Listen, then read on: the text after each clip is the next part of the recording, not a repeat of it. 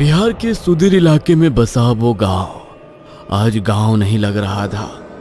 कभी 7 से 8 बजे तक जिस गांव को अंधेरा अपनी आगोश में ले लेता था, आज वो गांव 10 बजे रात तक रोशनी से जगमगा रहा था। गांव में इतनी रात तक उजाला, यानी जरूर किसी के घर में कोई फंक्शन है और उसने जनरेटर मंगवाया है। क्योंकि गांव में बिजली का पोल तो है, लेकिन उसमें बिजली अपने हिसाब से आती है, यानी अपनी मर्जी से। लल्लन जी के घर से जनरेटर की आवाज लगातार आ रही थी। उनके बेटे आलोक की शादी हुई है। आज सुबह ही वो नई नवेली दुल्हन पूर्णिमा को लेकर आया है। कितना रो रहे थे पूर्णिमा के माता पिता जब वो उसे विदा कर रहे थे। इतना आसान तो नहीं होता किसी माँ बाप के लिए अपने कलेजे के टुकड़े को वर्षों पालना पोसना और फिर उसे अपने घर से विदा करना, लेकिन यही तो रीत है। पूर्णिमा जब विदा हो रही थी तो माँ ने ढेर सारा उसे आशीर्वाद तो दिया ही, साथ ही उसे दिया खोइछा, एक छोटी सी पोटली जिसमें भरी थी परंपरा। जब पूर्णिमा छोटी थी और अपने ननिहाल जाया करती थी तो वो अक्सर देखा करती थी कि उनकी नानी पूर्णिमा की माँ को खोइछा दिया करती थी, जो उसकी माँ अपने आंचल में बांध लेती थी। खोइछा में होता था चावल, दूध, हल्दी, कुछ पैसे और नानी का बेहिसाब प्यार। यही तो था खोइछा, एक छोटी सी गठरी जिसमें भर दिए जाते थे आशीर्वाद, परंपरा और प्यार। तेज बारिश शुरू हो गई। उनका कमरा दूसरी मंजिल पर था और उसकी खिड़की खुली हुई थी। बारिश के कारण पानी की बूंदें खिड़की से अंदर आने लगी थी, जिसे देखकर पूर्णिमा बिस्तर से खिड़की बंद करने के लिए उठी।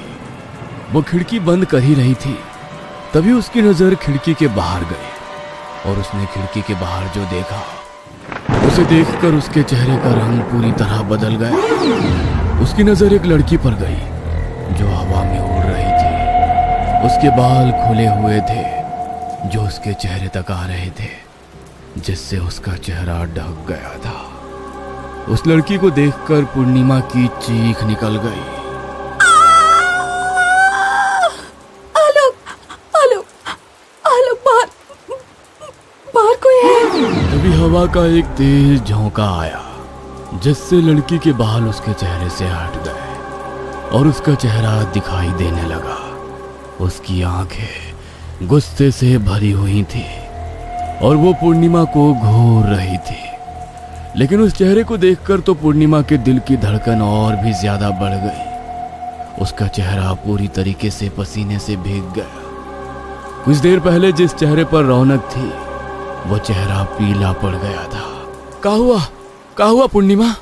तुम इस तरह चीखी का है? कौन है बाहर? पूर्णिमा थर थर कांप रही थी। उसने आलोक की बातों का कोई जवाब नहीं दिया, बस वो बाहर की ओर घूर घूर कर देख रही थी। क्या हुआ पूर्णिमा? अरे कुछ तो बोलो ना। बाहर एक लड़की थी, वो हवा में उड़ रही थी। उसका चेहरा बिल्कुल हमरे जैसा था, एकदम हमरे जैसा, जैसे जुड़वा कोई होता है ना, वैसा ही। ये क्या बोल रही हो तुम? हम सच कह रहे हैं आलोक, अपने सर की कसम। बाहर एक लड़की थी, उसका चेहरा बिल्कुल हमरे जैसा था और वो हवा में उड़ रही थी। हमको बहुत डर लग रहा है आलोक। दोनों ये बातें कर ही रहे थे, तभी अचानक लाइट चली गई। जनरेटर अजीब सी आवाज करता हुआ बंद हो गया। पूर्णिमा ने आलोक को जोर से पकड़ लिया। अभी क्या हुआ? ये लाइट कैसे चली गई? लगता है जनरेटर में कुछ खराबी आई है या डीजल खत्म हो गया है। हम देख कर आते हैं। हम भी चलेंगे तुम्हारे साथ, हम यहाँ अकेले नहीं रहेंगे। अरे तुम क्या करोगी? तुम यहीं रुको ना, नीचे पूरी फैमिली वाले हैं। अगर तुम इस समय नीचे मेरे साथ गई तो वो बातें बनाएंगे। गजब हाल है, हमारे डर से हालत खराब है और तुम हो कि सच में तुम एकदम बैल हो। सुनो, हमारी बात समझो ना। अभी तुम नई दुल्हन हो ना, इस तरह नीचे आओगी तो बिना मतलब बातें बनेंगी। हम मोमबत्ती जला देते हैं और तुरंत आते हैं जनरेटर ठीक करके। आलोक ने मोमबत्ती जलाई और नीचे चला गया। पूर्णिमा बेचारी डर के मारे चुपचाप बैठी रही और मोमबत्ती को निहारती रही। आलोक नीचे जनरेटर के पास गया जो बंद पड़ गया था। आलोक के पिता समेत घर के कुछ लोग भी वहां खड़े थे। जनरेटर में डीजल शाम को ही डाला गया था, इसलिए उसके खत्म होने का सवाल ही नहीं था। इसलिए सभी जनरेटर वाले को गरिया रहे थे। हम कहे थे ना तुमको कि नागेंद्रवा का जनरेटर मत लो भाड़ा पर तुमको ही खुजली मची थी। ओ बाबूजी। का बाबूजी? हाँ का बाबूजी? अब रहो अंधेरा में। तुम ही बोलो, अच्छा लगता है शादी के घर में इतना अंधेरा? उधर आलोक को गए अभी 10 मिनट भी नहीं हुए थे कि तभी अचानक पूर्णिमा के सामने एक खौफनाक परछाई उभरती है। ये वही लड़की थी जिसे उसने खिड़की से देखा था, बिल्कुल उसकी ही तरह, मगर अब उसका चेहरा और भी विकराल हो गया था। उसकी आंखों से खून बह रहा था और उसके होठों से भी खून निकल रहा था। वो हवा में तैरती हुई धीरे धीरे पूर्णिमा के सामने आ रही थी। तू हमरे जैसी दिखती है, लेकिन हम तुमरे जैसे नहीं हैं। आलोक, आलोक बचाओ, आलोक, आलोक बचाओ हमको। पूर्णिमा की चीख ने पूर्णिमा को जोर का धक्का दिया। पूर्णिमा, ये क्या कर रही हो तुम? आलोक के धक्के से पूर्णिमा दूर जा गिरी। उसका सिर दीवार से जा लगा था, सिर से खून भी निकल रहा था, लेकिन उस पर इस बात का कोई फर्क नहीं पड़ा। वो उल्टा और जोर जोर से हंसने लगी, खिलखिलाकर। कुछ देर बाद तो उसकी हंसी और भी ज्यादा भयानक हंसी में बदल गई। उसकी हंसी का आवाज सुनकर नीचे से आलोक का पूरा परिवार, उसके रिश्तेदार सभी भागते हुए वहां आए। उन सभी लोगों ने पूर्णिमा की ऐश था, लेकिन उसी रात। तुम ठीक हो ना पूर्णिमा? खुश हो ना? ये कैसा सवाल है आलोक? तुम हमरे पास बैठे हो, तुम्हारा हाथ हमरे हाथ में है, तो हम ठीक नहीं रहेंगे।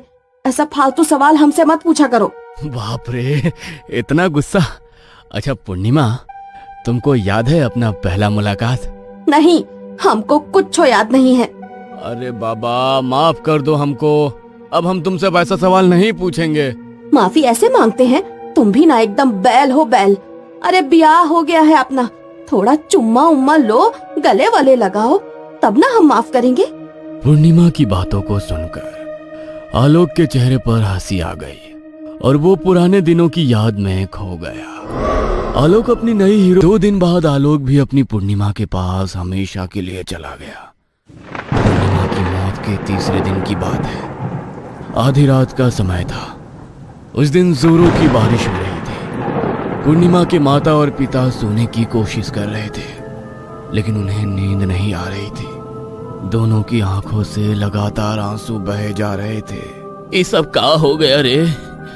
हमरे सामने हमरी बेटी, हमरी इकलौती बेटी मर गई, हमारा दामाद मर गया और हम कुछ ना कर पाए। तभी जोरों की हवा से उनके कमरे की खिड़की खुल गई। पूर्णिमा के पिता खिड़की बंद करने के लिए उठने ही वाले थे, तभी एक साया उनके घर के अंदर प्रवेश कर गया। बहुत ही भयानक चेहरा था उसका। वो कोई और नहीं, उनकी बेटी पूर्णिमा थी, जो रो रही थी। अम्मा, बाबूजी, सोए नहीं हैं आप लोग अभी तक? काहे अम्मा, काहे बाबूजी, कहा हुआ? अच्छा, हमको याद कर रहे हैं आप लोग। बाबूजी, अम्मा, एक बात कहें, आप लोग काहे नहीं बचाए हमको? बोलिए ना। हर बार, हर मुसीबत, हर बीमारी में आप दोनों साथ थे, फिर इस बार काहे नहीं बचाए? बेटी, हम कैसे बचाते तुमको?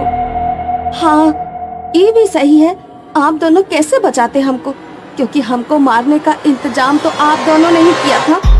ये आप क्या कर रहे हैं? दिमाग तो ठीक है ना आपका? हाँ ठीक है हमारा दिमाग, और तुम भी इसे ठीक कर लो। ठीक है कि पूर्णिमा हमारी इकलौती बेटी है, इसका क्या मतलब हम लोग कोई भी फैसला ले लें? अरे गांव बिरादरी का जानती हो ना।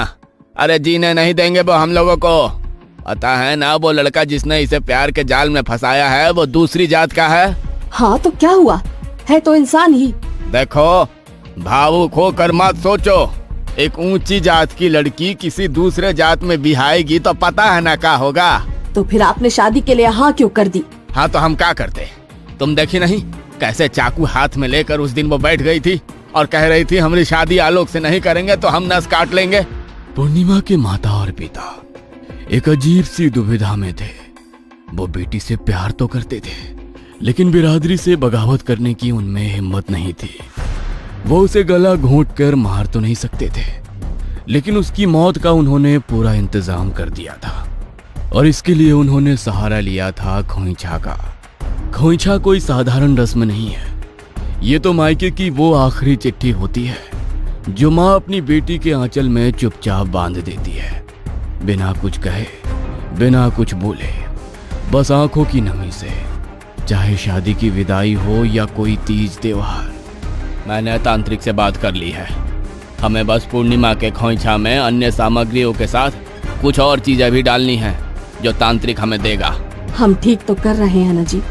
इस तरह गांव बिरादरी समाज की चिंता में अपनी बेटी का जीवन बर्बाद करना क्या सही है?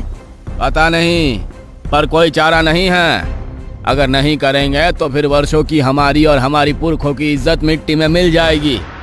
इंसान रोटी के बिना जी लेगा, लेकिन इज्जत के बिना कैसे जिएगा? हाँ, हमें यह करना ही होगा। ये कहानी आपको अच्छी लगी हो तो हमें सब्सक्राइब करें, हमारा इंस्टाग्राम और फेसबुक पेज जरूर फॉलो करें। और हाँ दोस्तों, सब्सक्राइब करना भूलना मत।